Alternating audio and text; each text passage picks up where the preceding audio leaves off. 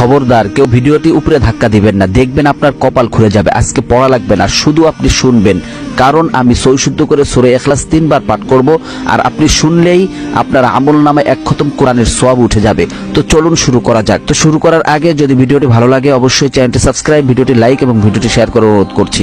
তো চলুন শুনে আসি 3 বার। বিসমিল্লাহির রহমানির রহিম।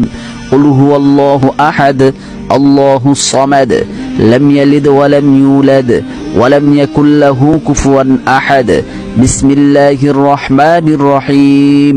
কুল হুয়াল্লাহু আহাদ আল্লাহুস সামাদ লাম ইয়ালিদ ওয়া লাম ইউলাদ ওয়া লাম ইয়াকুল লাহু কুফুয়ান আহাদ। বিসমিল্লাহির রহমানির রহিম। কুল হুয়াল্লাহু আহাদ আল্লাহুস সামাদ লাম ইয়ালিদ ওয়া লাম ইউলাদ ওয়া লাম ইয়াকুল লাহু কুফুয়ান আহাদ। যারা শুনেছেন তাদের আমলনামায় 1 খতম কোরআনের